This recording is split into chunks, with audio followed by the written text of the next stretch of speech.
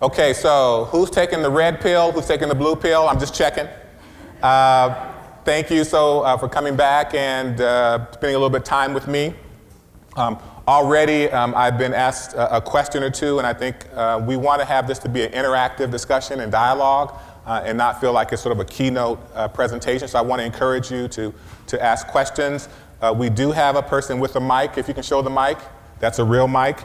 So you can actually, get mic'd up and ask your question. This breakout session really is focusing some more practical kinds of ways in which we can sort of move the discussion along. But I wanted to start with a question that I already received in terms of the pipeline. And that is, when you're trying to sort of build this diverse workforce, and part of the question was, if you have no college or university nearby, sort of how do you begin to sort of bring on this next generation? I think it's an excellent, excellent question. I'm going to use California as an example, and I think the person that asked the question also said they're doing a little bit of this. We created what we call sort of a pipeline program with the state bar.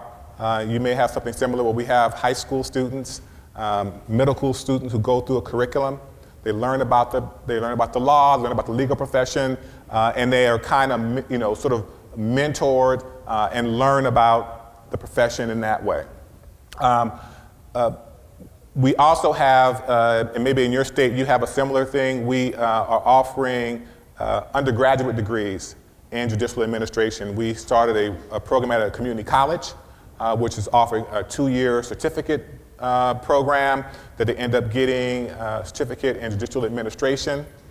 We have now initiated a program that has been going on for a little bit, which is a bachelor's degree in judicial administration. That's also where you can start building for that future workforce, because most people don't know that this is the profession, that there are opportunities here to move. And then finally, we have a partnership and we develop a program in judicial administration, which is an executive program which leads to a master's degree in judicial administration. And so those are some possible ways to sort of begin to identify people, recruit people at the high school level, expose them to the profession, and then on and on and on.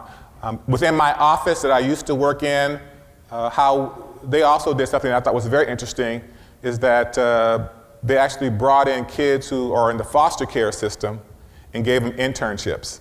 And so they are working with staff, they're working with people in the court, they're interacting with judges and attorneys and et cetera, and exposing them to sort of the back end of what they've experienced going through the system, but they now become really sort of leaders in terms of learning about the justice system, et cetera. The other one that is already nationwide, and I'm talking about the pipeline to the future, and it's important, I think, and thank you for asking that, raising that issue, is what we call our youth and teen courts. How many, you all have teen courts? And those have been very helpful in changing the lives of young people, but also informing them about what the profession is and opportunities in the profession. So I think there are some possible, gateways to broadening and bringing people into the profession that I think, I think will be really helpful in terms of diversifying the workforce. So, having sort of captured that, I think it's important that you recognize sort of where in the pipeline are you finding people. Where are you recruiting and identifying people who can fill these critical positions in your organization? Are they within the organization, already there, but you kind of miss them? We call them hidden leaders. People that we work with every day, but we don't realize they have leadership ability, and they oftentimes are people of color. And I'll give you an example of this. I've used this in other places, and this is not any sort of represents any kind of point of view of it. But we have found that hidden leaders are sometimes hidden in plain sight. So we have people who are leading their church choir. They're head of the deacon board. They're managing events at their place outside of work. They're leading Boy Scouts and Girl Scouts, and these are people who are engaged in the community, and some of them sit on committees and boards and things that you don't know about. So one of the things I would encourage you to ask your workforce is, what things are you doing that we don't know about?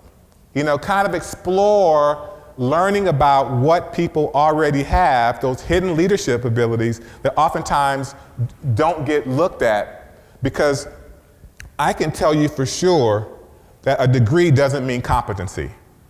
Having a BA degree, a master's degree, or a PhD has nothing to do with competency or people skills. I've had some very, very bad doctors. MDs, they're horrible with people. Okay, so you can maybe look at your leadership in terms of finding out where people are in the pipeline and where are you getting them. Another piece that came up I think is critical for you is how do you recruit? How do you get a diverse workforce and where do you go to get them? So, right now, an easy way to reach out to people is through using social media. I mean, that's one way that you can reach a large group of people out there, you know, in the world. I mean, using social media. But I think a critical way to really sort of, you know, recruit is to know where people go for their information. Whenever I go to Los Angeles, how many been to Los Angeles? I go to a little place called Compton. You ever been to Compton? You haven't been to Compton. I can tell you haven't been to Compton. But I've been to Compton. And when you go to Compton, there's like 4 or 5 free newspapers. And there are a lot of people who still read newspapers. They don't go online for everything. And these are sometimes they're all in Spanish. They're all, you know, they're the African-American owned newspapers.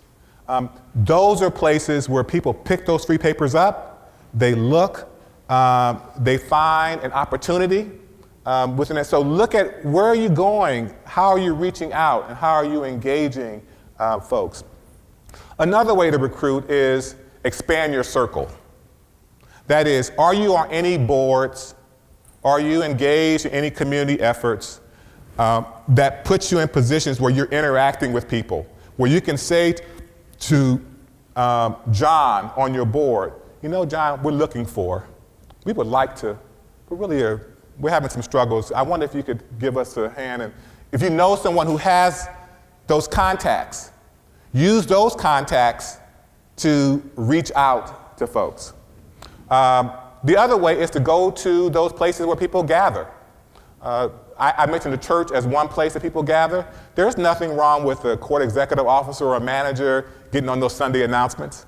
I mean, I used to hear announcements, I used to fall asleep. But it's a job, I'd probably perk up. You know, so you can use venues that already exist in order to recruit and identify people that you really want to pull in. I think those are some steps, but it has to be, as I said in there, intentional.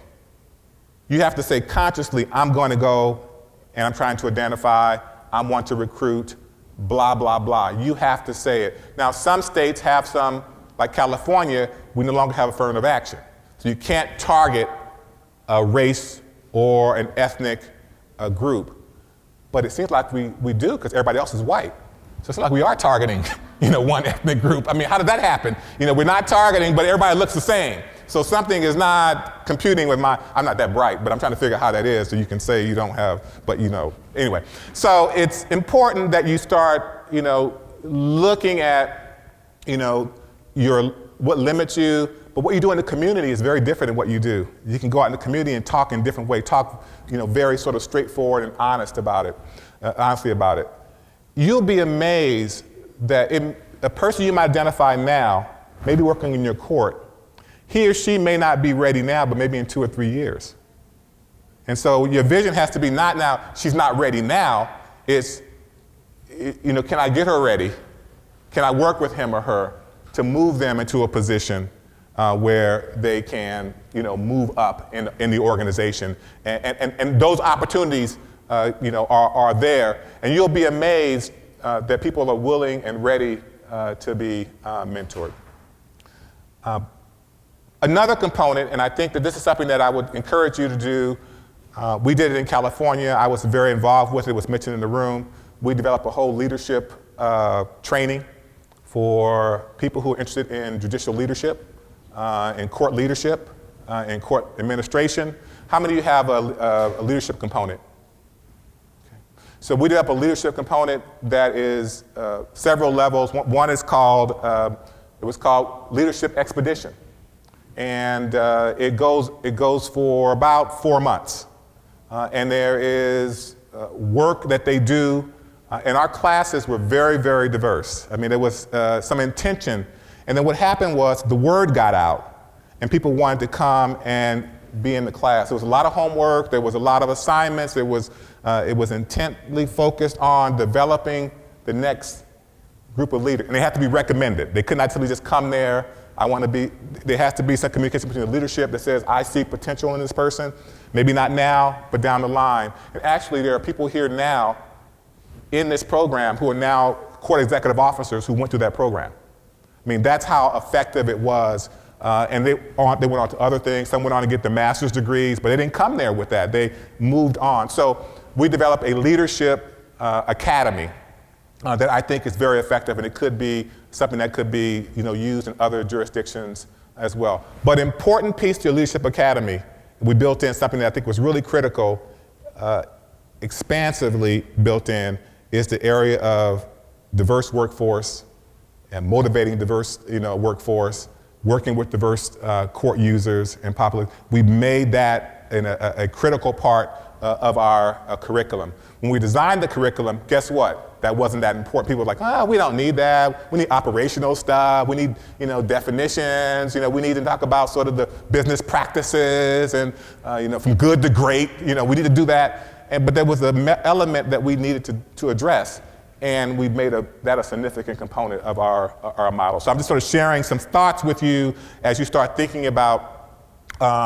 your efforts and your initiatives around that whole pipeline, et cetera. So let me keep going with any questions. I want to really engage you, because go ahead, yeah. I have a question.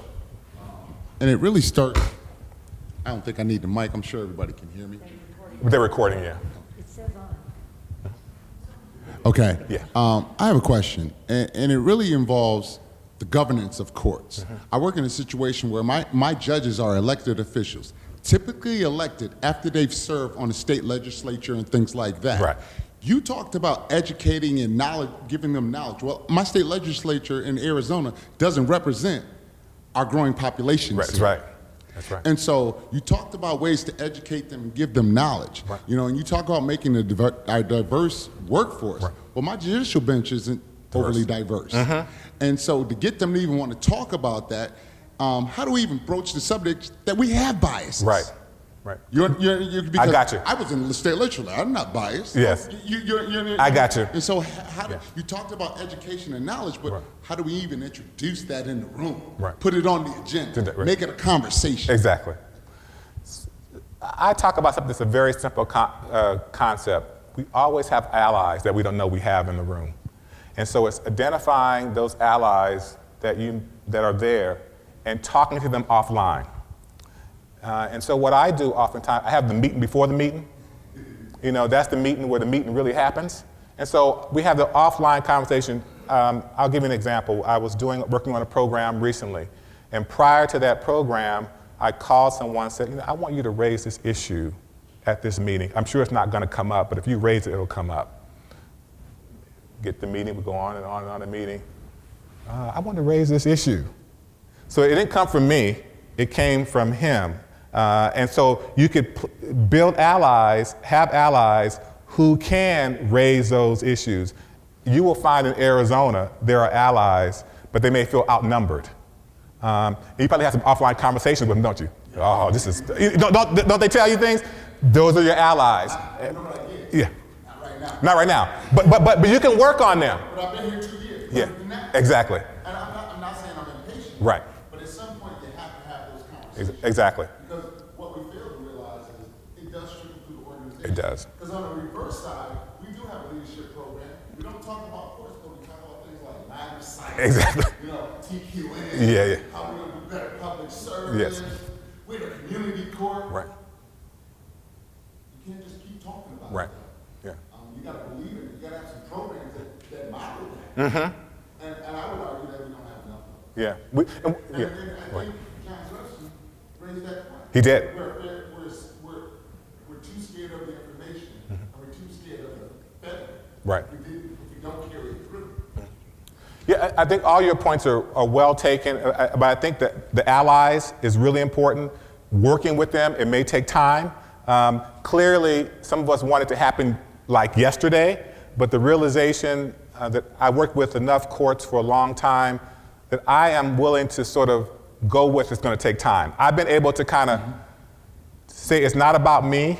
Yes. It's about moving this forward, and it's about what happens after I leave. And so it takes time. And I think the other important point to understand is that there's a beginning, but there doesn't have to be an end. Exactly. So many things we do end, Right. or it's over. Right. And I don't think this cultural diversity and the other issues, they're going to end. Never. And so how do we have sustainable programs is another issue as well. So, and I will go to another question, but sustainable programs is key. It cannot be the flavor of the week or the flavor of the month, or, it has to be something that's ongoing and intentional. We required every judge to go through the diversity and fairness training, every judge in the state of California, as I mentioned. But after we had that requirement, that was what I call the program and the event. We went deeper. We institutionalized in every education program they go through a fairness and diversity, access, justice component. We make it intentional. So any faculty that go through our faculty training, we talk about in your case study, in your vignette, in your scenario, using different kinds of people, not having all ambers, and not having all the criminals being shaka. It's enough shakas in the world. So we actually do something that it's so much so the judges says, oh, that's just their way. We're so used to it now. That's just how they do things. So we institutionalize it, but more importantly, we evaluate the course on whether or not they succeeded in doing what they said they were going to do. And so that's key. And then we have an accountability. And I'm going back to the training piece because I think it's important. We had a situation where there was a course where somebody said something that was offensive in that course, and that person was immediately told and confronted about what he or she said. So they've learned that certain things aren't acceptable. We don't want to stop conversation, but we want to move the conversation along. And so clearly institutionalizing it takes time, it takes effort, but you're right, it can't be the flavor of the month. It has to be ongoing and continuing. I saw another hand, so yeah.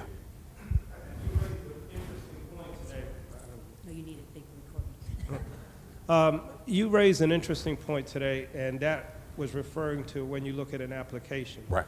And how they treat an Amber as opposed to a Shamiqua. Mm-hmm. And I think that I've seen that, and I think we, working in the courts, have to be responsible, and it starts at the school level. Mm-hmm. For instance, my daughter goes to a private school, and the challenge that I've had with the administrators are, I said, if the only people they see of color here are working in certain jobs, and we don't have, and we don't have teachers and administrators in certain level. When those kids grow up and they get into those positions, they're gonna see a Shamiqua, and they'll say, oh, the only thing they can do is mop the floor, do this. And what I've done is I've gone to the community, to the schools, to let people know we have judges, we have court administrators, and I think that's where the challenge comes, because it doesn't just stop when they get to be adults. If you have this from the very beginning, and so when I went to see the school administrator, she said, well, because I challenged her, I said, when the director of pre-primary left, I said, this is a good opportunity to go out there and get some diversity. She says, well, we feel very comfortable because we have a lady who's from Italy. I said, well, let me make sure I understand this. The head of pre-primary, white female. The head of primary school, white female. The head of the middle school, white female. The head of the school, white female. I said, what diversity is there? Oh, yeah, all women. Yeah. Well, but I said, but you all, they said that, and that's fine, Right. but they're missing another component. I got you. Because if you are around people, like you said, that think like you, act like you, and you don't have that other side coming in and adding some things, then and that's the challenge that I think we have going forward, to make sure that we're sensitive and that we reflect, the population of the city that we're going through. And so I found your point today very interesting in terms of the resume. One of the classic studies that some of you probably have heard of around resumes is in a whole different field. It's about orchestras and symphonies. And what they discovered is that they had very few women who were getting on to these large symphonies because they were highly trained, well qualified, Juilliard, a lot of experience, but they come in, they perform, and the guy seems to be getting. If you look at most orchestras now, you see a lot of men, maybe improving a bit. So how did it start to improve? What they decided to do is what they called, I'm going to call it blind interviews, where they actually had the performer behind the screen. So you just hear them play. And guess what happened? The women started to get on because most orchestras are led by men. And a lot of times their boards are comprised of wealthy men.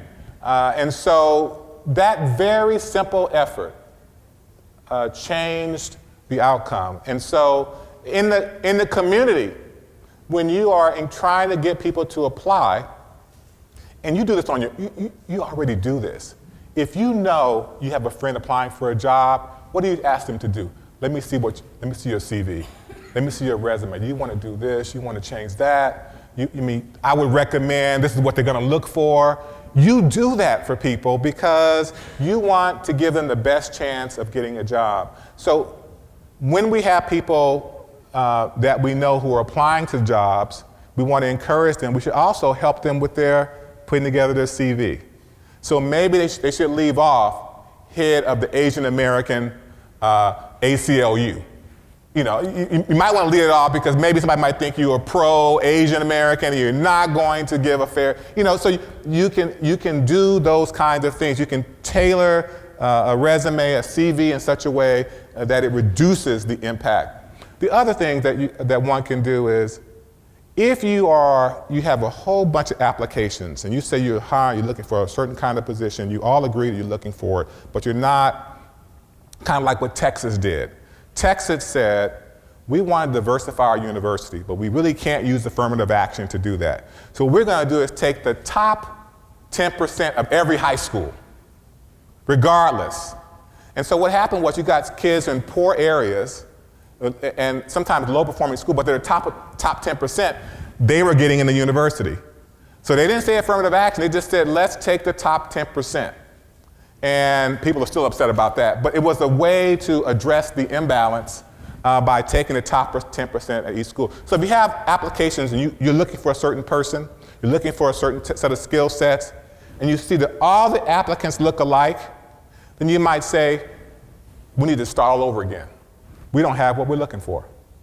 But sometimes we're under so much pressure to fill that position that we don't do that. But we can also say we need to stop our process and say we need to get more applications in. It's kind of like when you have an application pool, and I had in my office recently they were looking to hire, they were going to hire someone, but they only had 3 applications. That's all they had. That was rare. They decided to start all over again. Because maybe they didn't reach out to the right people, maybe they didn't go do a good job of recruitment, so they start, I'm not sure where it's going to end up, but you can stop the process if you really have intention in terms of what you want to move that process forward. Other questions? I really want to engage you, then I can talk. Yes, hand over here, then we'll come back to you. Sorry. Did I do all men and all women? I want to make sure I'm balancing this thing out, no trouble. So I want to extend your observation of working on a resume. Yeah. That will bring you to the door, to the interview room. Thank you. Right? And then when you're in, there's the people tendency to hire a person who more or less looks similar to you. So do you have any strategy to sort of overcome those colorblind kind of tendencies? Yeah. So it is important that we first acknowledge that we're not colorblind. So that's the first thing we want to do at the beginning, is that we're not colorblind. The other thing is that people have personal preferences. And even before you go into the interview process, you should be having a conversation with the panel about, are we in agreement about what we're looking for? You should have a conversation about it. I have found that with the conversation after interview, you can even change the scores of people based on what you talked about before the interview. And you say, you know what, when I rated him, I didn't think what we talked about. You're right, I'm gonna check my rating. Or maybe rate it up, give it a different score. It happens all the time because it's not this sort of this sort of clean process. It's kind of a like jazz in some way. You got some things you want to complete, so you can do that. So what you want to do, if you're in the interview, guard for any code words that people might use and call it. And when you know that, click it. So for example, one of the things that people will say, I'm using it, not because of any reason, I'm using an Asian American example. This happened in an interview. I could show you the vignette, but I don't have it here with me. But a person, she's appears to be Asian American. She comes to the interview, she completes the interview, and at the end of the interview, the person turns around and says, you know what? You really are articulate. You really speak well. Only to the Asian candidate. So you got to wonder, what is the assumption about Asians? You don't expect them to speak well. You expected an accent. So therefore, I'm complimenting him or her. So when you hear things like that, then you have to say to the person, or interview's done. This is an example about gender. Interview's done. You're all done. And it's maybe an internal hire promotion. Somebody said, you know what? I heard Susie is pregnant. I think she's like 3 months pregnant. It just dropped that. What do you have to say as the person leading the interview? Wait a minute. What does that have to do with the interview? You got to stop it. Somebody says and so what do you mean by that she's articulate? All of our candidates seem to be fairly equal across the board. What made her more articulate than the other ones? Are you talking, you need to call it. And so that's not a part of the interview, that she's pregnant is not a part of what we need to be factoring into that job. And that's information that's not very helpful to the process. So you should call it when you see it right then and there and not let it go by. And then at the end of every interview, you should evaluate how you did as a panel. What happens sometimes after interviews, you're so damn tired, you interview several people, you just want to get out, see ya, I got my rating in, I see ya. But you really want to, well, how did we do? You often find you're better in the morning and you're pissy after lunch. Because, so you need to know, where am I my best self? So do it, you know what? We didn't ask that question the same way we asked it in the morning, that same question. I wonder if, let's look at how we rated that person. You know what I mean? Because sometimes you can phrase a question differently with one person than another, and the longer the interview goes with another interview, you start shortcutting things. You ask 10 questions in the morning, by the afternoon you're asking like 4.5 questions, because you're abbreviating things. So evaluate your process. Does that make sense? Evaluate your process and have that dialogue where you evaluate not just how you score people, but how you did as a panel. Yeah, it's key. I saw your hand up. We'll get the mic over to her, and then we'll come to you. Well, my question is sort of a follow-up of that one, because I know I have one approach that I use. I recently, a year ago, interviewed for a senior management position, and I did actually raise the issue of whether the panel wanted to represent our community the way it should be. It's LA, very diverse. But now when I mentor other people, I don't know if that's the best advice, to just go out there and hit the nail on the head with that. What do you advise? Say it again. Say it one more time. I want to make sure I understood it. So in my interview, I actually told the panel, I said, one of the things that I think is important is that senior management represent the community as a whole, but do not use that as the main criteria. I want you all to look at getting the best candidate for the job, but I do think it's something you need to consider. Right. So I took that direct approach. Right. One of the judges later said that was very brave. Yes. But I don't know that I feel comfortable advising people I mentor to be that direct about it. Well, it's how direct you are depends on how comfortable you are and who you're in the room with. I think that was right on what you did. I think it was great. I would not have added the caveat, we're going to hire the best person. That's a given. Sometimes that's an out for people who don't want to hire. He's not the best person. So you want to be careful. That's a given. When you're looking, you don't say we're going to hire the worst person, do you? I mean, you never say that. So don't add that piece to it. I used to work in schools for a long, long time, working with schools, particularly around working with African American men and training teachers. And I used to always say to teachers when they're dealing with African American males or with, never say, do you understand me right? Don't add the right. Because the right says, we got a little, we can debate this. There's no, you will do it. So you want to be real clear in your language. And so just watch those subtleties. But I think what you did is appropriate. And I think it sends a message about, what we hope for and who we should reflect. The key is, and I'm going to say this to you because you're a friendly group. That's what I know that. This is not just about hiring a person of color, a person with disability, of different race, ethnic, sexual orientation. Because we can get that person, and it could be the wrong person. It can be a person of color who can be, you may not even have them, because their views are such that they're not going to promote the values that you represent. You follow me? So you can get somebody of color there. I call it the Clarence Thomas effect. I like Clarence, but he ain't coming to my house. And we can never have a conversation about politics. I can guarantee you that. But people think because he's an African-American Supreme Court justice that somehow he understands the experience of all African-American people. He's more political. He's very much a conservative. He doesn't understand all those views. So just be mindful that we look at people of color, make sure we just don't fill the color gap, and we've got some other issues that makes it more complex. Your hand, I want to make sure. I didn't forget you. Is this going well for you? Okay, I want to make sure we engage you, yeah. I was just going to say I really relate to the importance of prepping. When I first became a manager, I kind of looked at the questions themselves and what's being asked. And I worked with somebody in our HR department and kind of going towards, how do you draw the person themselves out? And I noticed that a lot of the focus was on the actual skill set, which is important, of course, when you're hiring, but we added questions that were also personality focused.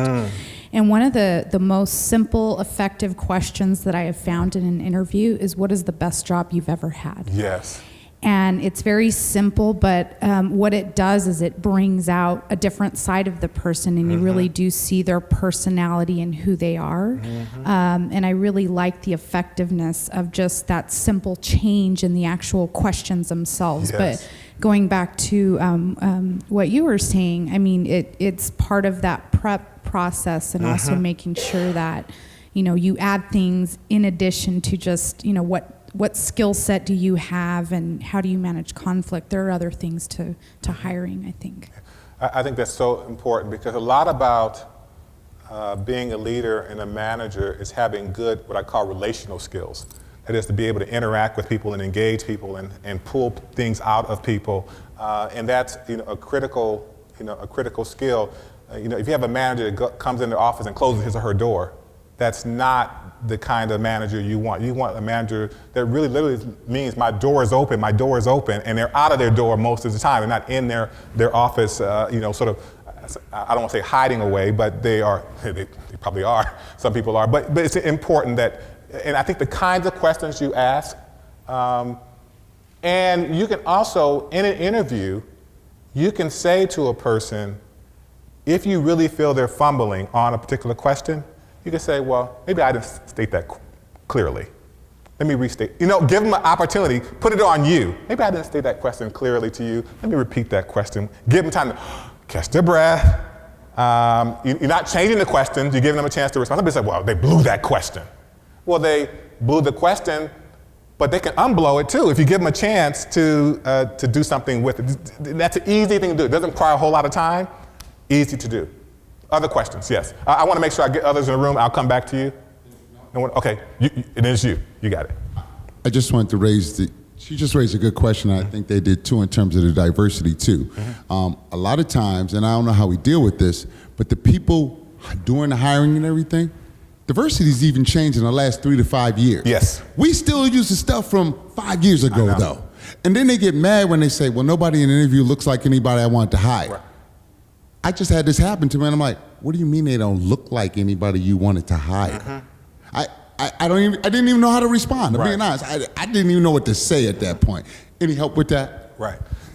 So I'm not sure exactly, but one of the things that people are struggling with this diversity. I'm saying generally our culture is really struggling with the diversity. You know, when you think about what's happening with same-sex marriage, you know, what that means. I mean, I did a program for judges on domestic partnerships and what that meant. And judges immediately said, I don't want that. You know, I don't need to know that. I'm a judge, you know, I don't need to understand some of the complex issues around benefits and, you know, about what happens if the partnership, you know, it dissolves. I don't need to understand all that. But because they have so much coming at them, they're like, I can't take in another group. Another group. And so after doing the program, I saw the evaluation and said, oh, this is so helpful. It was invaluable. It's going to improve the way I deal with domestic partnerships. Now we have actually same-sex marriages. That was before. But I'm saying that as a sort of setting up that I'm not naive that all this change is blowing a lot of people out of the water. It's blowing a lot of people out of the water. I am amazed. I don't know if you guys know this, but you all look too young. There was a show years and years and years ago, and I think it's called Medical Center. It's an old show, and it's a handsome doctor on that show. I mean, you know, even I thought he was handsome, and I was, you know, I don't attract too many guys. He was handsome. And so I used to watch it all the time, right? But before that show ended, it did a show that was so far ahead of its time. And it reflects where we are now. The father on the Brady Bunch played a man going through a sex change. I don't remember that program. It was very controversial when it was done. That was probably over 30, 40 years ago. Today, we're talking about Orange is the New Black. And there's a transgendered person on that show. People are like, shit, and on our bench in California, we have the first transgendered woman on the bench. She was elected and sitting on some of our committees. This is a shift. Some years ago, probably well over 15 years ago, we have our first judge who's blind on the bench. This is a big shift. I mean, the ADA is responsible for that. So people were saying a judge can't judge if he can't see the evidence. But technology allows you to be a judge and hear the facts, understand the issues. There are ways to describe the evidence. This is a shift, and there is some pushback. There is some pushback. And so what I'm saying is that, yes, there's some give and take and there's some pull here, but like I said, change is coming, it's here, it's not gonna go back, it's only gonna go forward, and how we deal with those complexities is gonna be key to the courts of the future. I think really key. I saw another, my mic has a hand. I got the microphone. So I never had a mic that raised a hand, but this is like good. Go ahead. I wanted to bring up, when you were talking about you were kind of hesitant to work with the people that you mentor to say this. Could you address that a little bit more? She, was very outspoken about how the, diversity should be approached, but she's reticent to talk to people she's mentoring to do the same thing. Yeah. Well, I think it goes back to it's the developmental process. So you might say to the person that you're mentoring, in my experience, these are some of the kinds of issues that I have confronted at different phases in my career.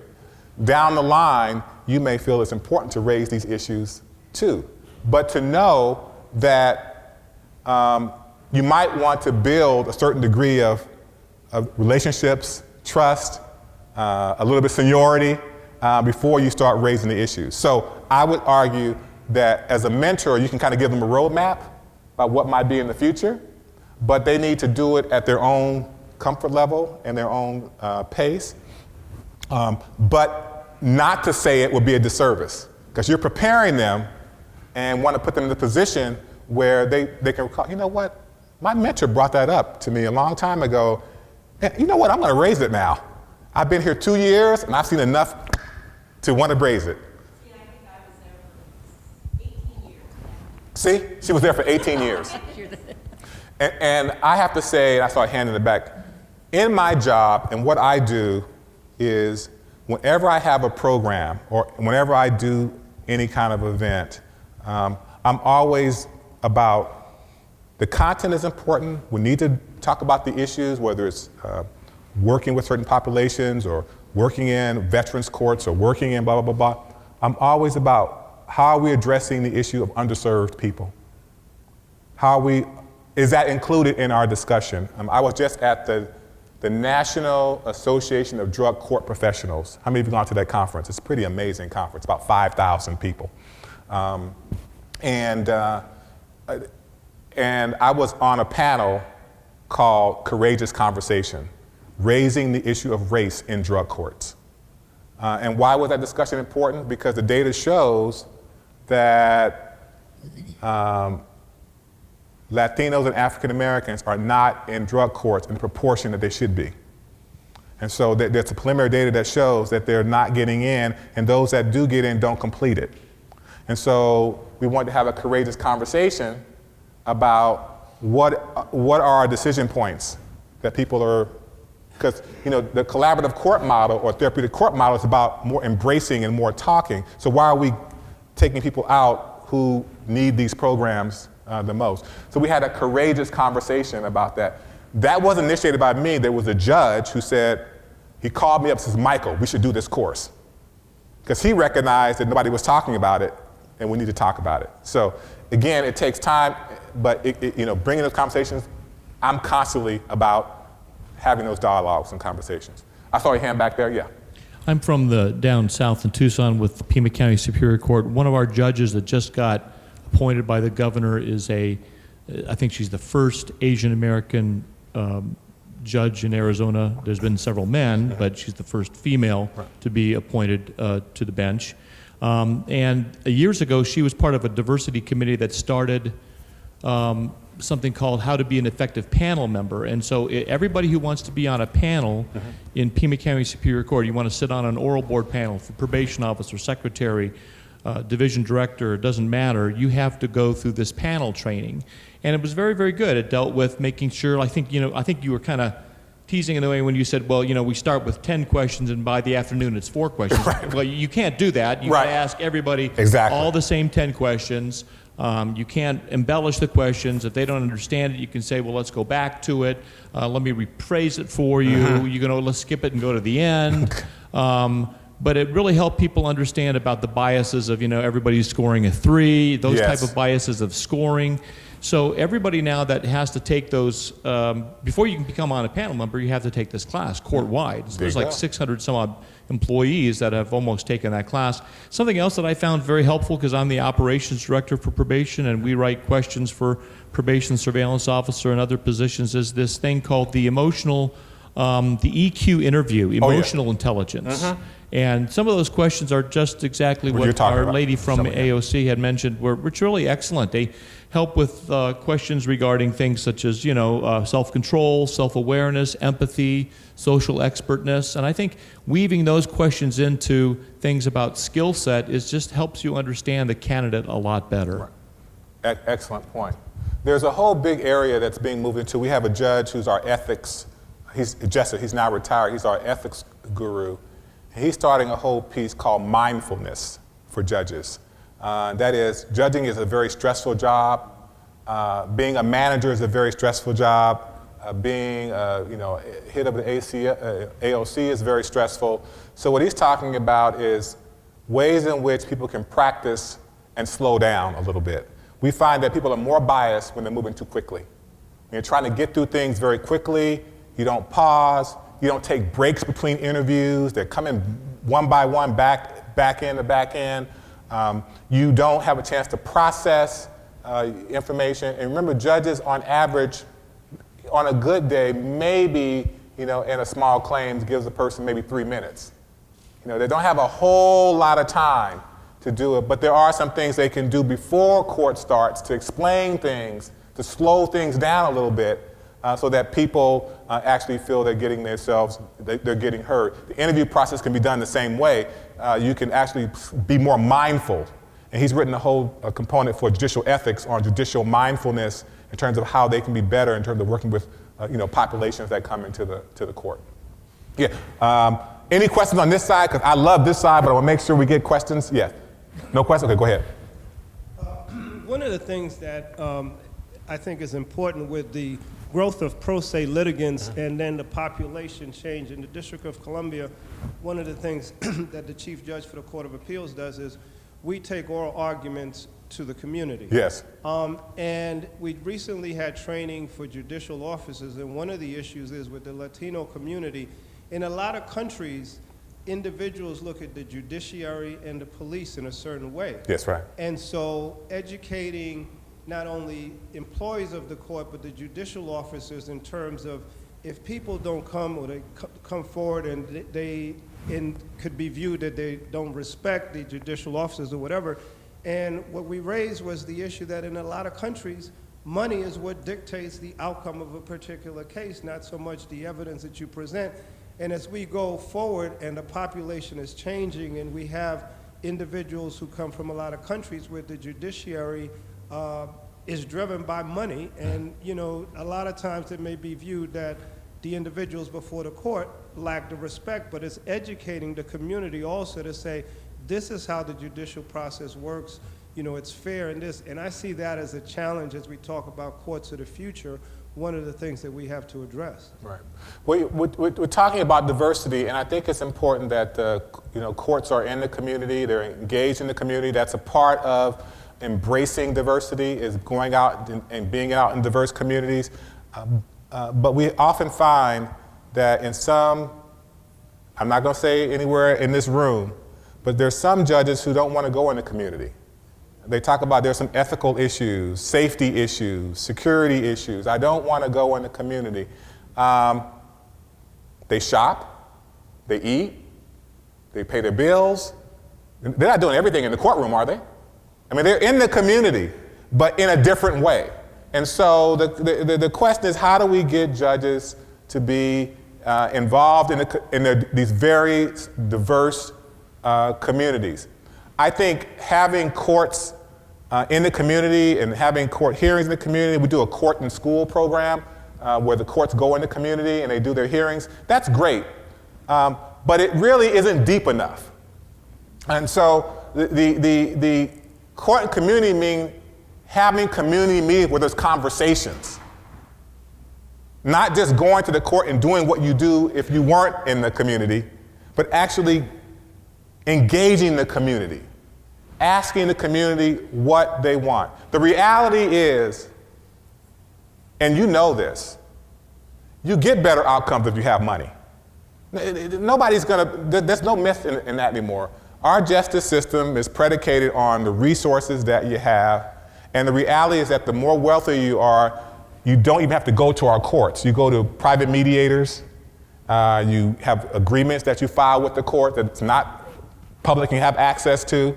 I mean, we're seeing a two-tiered justice system, clearly. That's a different discussion, but it's around access. And so, but I think the courts have to do a better job of getting out in the community and engaging the community in a courageous and honest conversation. Again, not just doing what we normally do, but really engaging that community. We have an effort in our, called tribal, we have a tribal collaborative, a tribal communities. And we try to work with the Native American community, but they have almost little trust in our system. The Native community feels that the long history of oppression. And so one of the things that our staff does is train judges about the history of oppression and how Native people view our justice system, and then how do we respect tribal courts? Because oftentimes the bench often look at the tribal courts as a lower tiered court and don't respect that court. Those courts are in the community, they engage the community, operate very, very differently than our traditional courts. It's more about restoring people back into the community, more about restorative justice. But the tribal community wants to engage, our justice system, but often feels that that system is hostile to it. And so we're having tribal judges come in and train us. We now have a court in California that's actually doing cases with tribal judges. So these two judges are working together and they're communicating. I mean, this is exciting stuff. But there are a lot of judges who think that the tribal courts are just for handling these sort of native issues. And a lot of them deal with family, related kind of issues. There's a lot of DV, driving under the influence. These are typical kinds of issues, but there are other issues. So what we're training them how to do is understand the cultural context, understand what alcoholism meant to the Native American community, how it got there, what it caused, why is it still there, why is it sort of these reservations still persist, all this stuff. So this is a process of educating the bench, but it's going to be a slow process, but I think we're trying to build trust with these communities. Yes. Hi, Michael. Question. In California, have you been able to do any training, any work with your benches around the questions, issues of disproportional sentencing or outcomes for minorities? I think that a lot of times minorities look at those things, as evidence that the courts are unfair, at least to them. So what have you all done in California? Yeah. So embracing diversity, we have come to that issue probably more through litigation. We don't often get there, naturally. What we've had a number of studies talk about disproportionate minority contact in the juvenile as well as in adult criminal, and the data is pretty impressive. I don't even know, California just outlawed the death penalty. It just happened 2 or 3 days ago. That was your court. See, just did that. And we know who's on death row. But it's no about, and we did it before. With like full circle. We had now we've gone full circle. We brought it back, and now but nevertheless, the key, I think, to disproportionality and contact is a lot of people, we have to change their thinking, and the judges and courts, people often looked at, we don't bring them to court. They get arrested. That's law enforcement. It has nothing to do with me. They commit a crime. All I see is those who come before me. I have nothing. You need to go further out and look at who stops them. Stop and frisk is an example that happened in New York. You saw what happened in New York where millions of African-American men were stopped and frisked. Millions. Some of them multiple times, of course. I say millions, but multiple times men were stopped and frisked, and most released. But the ones that should have been stopping and frisking were the whites who had drugs. They weren't stopping and frisking them because they weren't the ones that they were sort of in the community. So the disproportionate minority contact, this is a little advertisement for me. I'm actually going to be sitting on a committee reviewing applications to work with, in the juvenile area, about addressing disproportionate minority contact. In the juvenile area, I think it's much more progressive. I think there's a lot more happening in the juvenile side than I think on the adult criminal side, at least in California. That's my view. Now, I could be totally wrong, but the adult criminal is a little bit less active in that regard. We had probably 10 years ago, we talked about starting a sentencing commission. It kind of started and it kind of stopped. It's kind of somewhere out there. We don't know what's going on with that. I think California could be a leader in that way, but I'm going to tell you something. This may shock you. Maybe not. You guys are all so smart. Texas is doing a really good job. Texas, of all the places you could think of, is doing a really good job of addressing this minority contact in the adult criminal and also in the juvenile area. They're doing some very innovative programs, and they're willing to engage in groups that have brought litigation before. And there's the new DA is actually going in and really pushing for changes. But it took his leadership and the leadership of that state. They're doing some very innovative things in places that you wouldn't think would be innovative. They're doing some very progressive, you're nodding your head like you know. Yeah, they're doing some very progressive and innovative things. California is not where we should be in that area, not at all. We have more work to do. Other questions? But this was very good, and I appreciate the question because this is what I really want to do is get at the question. So this is what I want to talk about next, and I'm going to show some slides, but I won't do that because I like you too much. So I think what you need to do and what you can do is take some initial steps. And so I am working on a project now with some colleagues on developing and expanding this concept we call a racial impact statement. And so what we're looking at is digging deeper at the policy level to ask criminal justice partners to look at how they make decisions and layering on it a series of questions to analyze their processes and decision-making points, how they might disproportionately impact different racial and ethnic groups. Now, racial impact statements are kind of like an environmental impact statement. I think you've all heard of those. And what its intention is to kind of be a filter. So if you are, for example, how many of you develop RFPs, request for proposals? Anybody do that? Okay. So I'm going to use that as an example.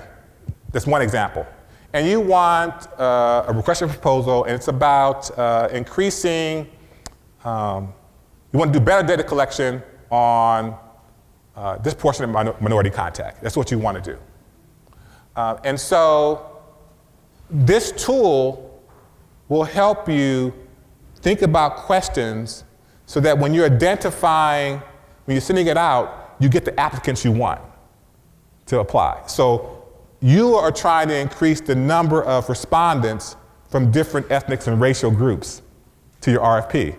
So you want to write that into it so it gives you a way to assess whether you've done that. So when you send it out, you increase your chances of getting applicants who fit what you're looking for. So it provides this, it's a series of questions.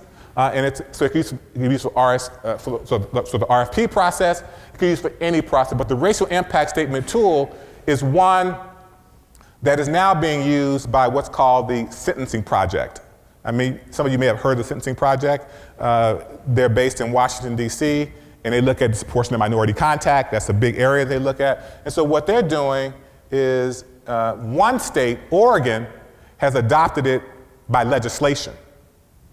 They have legislation around using and implementing racial impact statements in terms of any policy-making decisions they make, even looking at laws. They're looking at it through a filter of how will it impact certain racial and ethnic groups, whether negatively, most likely, so they don't have a negative impact. And so I want to sort of highlight some components of that very, very quickly. Do you mind? You're not going anywhere, are you?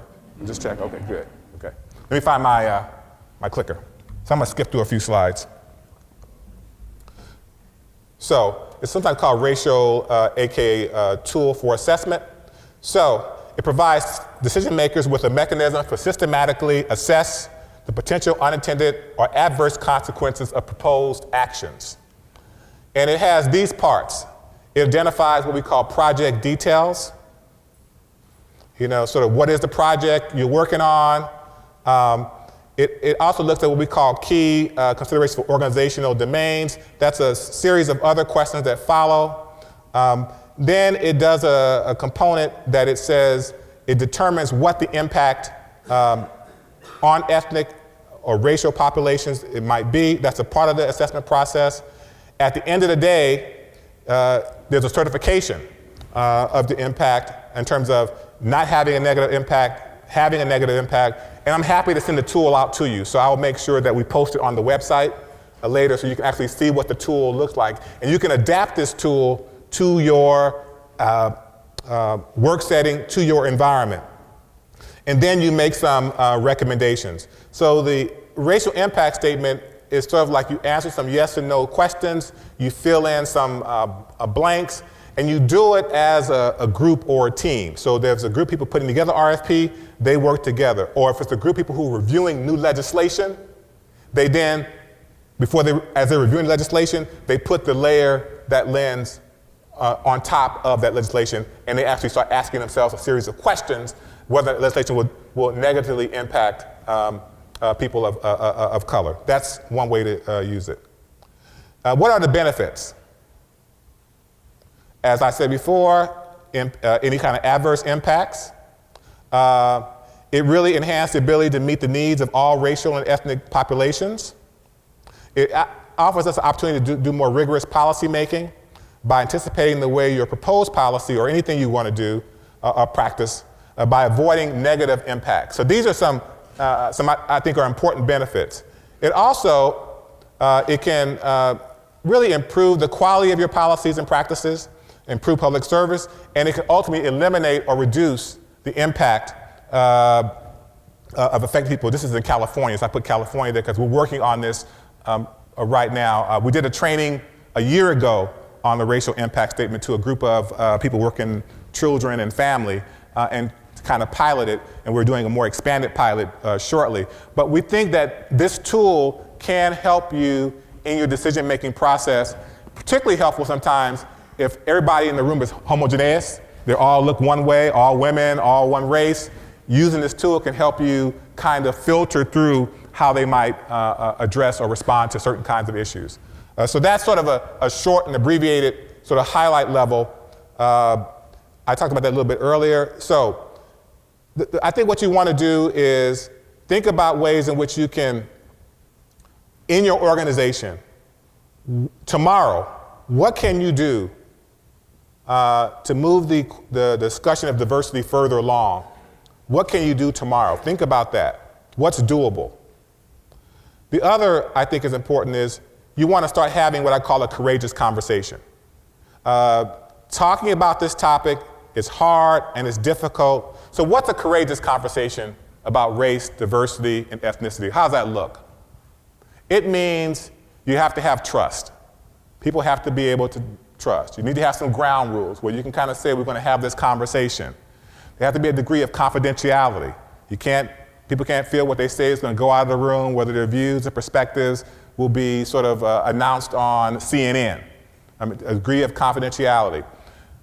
In order to have a courageous conversation, you have to say to yourself that I'm going to be honest on this issue. Now, a courageous conversation does not mean it's going to be comfortable. It's going to make you uncomfortable. It's going to make others uncomfortable. But a courageous conversation really, I think, is essential to have. So again, it should be safe, but not necessarily comfortable for everybody in the room, because you're going to feel a little bit of that perspiration, and that's part of having a courageous conversation. And courageous conversations are things that can be led and facilitated. Now, who should lead a courageous conversation? I think each of you in this room could lead a courageous conversation when you go back to your workplace. How do you decide that it's something that you want to do? Basically, you look at your organization and you say, you know what, we haven't talked about this issue. We haven't talked about the issue of how we're dealing with the same-sex marriage issues. You know, we haven't had conversations around these topics. I mentioned to you my workshop on Arab Americans and Islam. There was no conversations. There were what I call water cooler conversations, but there was no, so I created a courageous conversation by creating a webinar where they can talk about it. They can say, I'm not bringing this up, that's the AOC. So let's talk about it. So I encourage that courageous conversation by using that as a way to have them have a dialogue. How we did it was we had the webinar, it was a satellite broadcast. It went out to all the courts in the state. They were in their own little rooms. They had facilitators in each of the rooms, and then they had discussion questions, after we had subject matter experts. But it got them engaged in having that conversation around religion and the workplace. And, in San Francisco and California, we have all kinds of people coming in and out of our court. And we want to make sure we respect them and we understand them. So it's not going to be easy. It's going to take some work, but I'm confident you can do it. So how many of you have ever had a courageous conversation? So it's time. And think about doing it and setting it up. And now the last thing is, how long should it last? It's ongoing. It's not like it's going to end once you have a conversation. It's the beginning of a conversation, and it should be an ongoing conversation. And I want to encourage you to make it an ongoing conversation, not just an event, not just a moment, not just one, like a Cinco de Mayo, we're going to talk about Mexican Americans. Well, that's, Black History Month, we're going to do the Black History Month. That's not it. That's not substantial enough. All right. So I talk about creating a safe environment, and I'm going to stop you with, I mentioned a reference I wanted to mention to you. Two references. One is, I don't know if you know John Martin. If you know him, he's a member. He wrote a wonderful article called The Culturally Competent Court. I didn't put the whole piece, but it was written in Court Manager, and it was written in 2001. One of the best articles written about what courts can do to become more culturally competent. And it really identifies some key strategies and key approaches that one can be engaged and involved in. Highly recommend you read that piece. He's been here. I think he's probably left, but John's a really wonderful guy. He's doing a lot of work with us in California. But read that piece on building a culturally competent court. And I mentioned in the other room the implicit association test. I want to encourage you to take that. You can do it on your iPad, your iPhones, your other devices. I would like to encourage you to take that. So those are some references that I wanted to mention to you and to have you go away being a little bit more informed, and hopefully it can help you do the work that you do. I have about 5 more minutes left, and I wanted to, before I wrap up, is to really say thank you. You've been courageous sitting here with me and having this conversation, but also your questions have been absolutely outstanding. These are the kind of questions that only really help us really improve the profession and help people that we serve, and make it our work much more, I think, responsive and effective. So thank you so very, very much. Questions? Any additional questions before we wrap it up? Yes? Well, you can kind of already see we're kind of there, but it's in different parts of the country. And so we're not, all the way there, but we're there in different parts of the country. So how it's going to look, it's going to feel very natural. It's going to feel like, what took so long? I didn't think we'd ever get here. It's going to be perhaps our grandkids and great-grandkids saying, they talked about that? That's what they were talking about back in? That's stupid. That's stupid. My nephew, we became guardians of him we were empty nesters and enjoying, just love. When you get there, it's beautiful. It's beautiful. I highly recommend it. So we were there for like 5 years, and along came my nephew, because my brother had a whole bunch of issues and went to prison and all that stuff, and so we ended up becoming his guardian, and we raised him. We put him in a little Montessori school, and it's a microcosm in Oakland, California, and everybody's talking about 2 moms getting together, and they're going to have play dates and interracial relationships. They didn't know any different. It was like, you don't have 2 moms? You don't have two dads? I mean, it was like, it was a different way in which they experienced the world, and he didn't know any different. And then that comes that place when he got to sort of his own sort of identity issue and trying to figure out who he was. He started some pushback, but it was already internalized. You know, he was going to homes and he was doing play dates and he was doing the things that, you know, brought people together. So I'm saying that it's happening in different places. It's going to feel very natural and very different for, you know, my grandkids and great grandkids. And I have grandkids now. I have 8 and 9, a 9th one on the way. And the ones that are 2 years old and the one who's 14, there's a little different. The 2-year-old is like, the world is just so beautiful. It's rose-colored glasses. All this diversity is great. It's not anything she thinks about. So I think it's going to look that way. I'm optimistic. If I'm wrong, give me a call in 2080.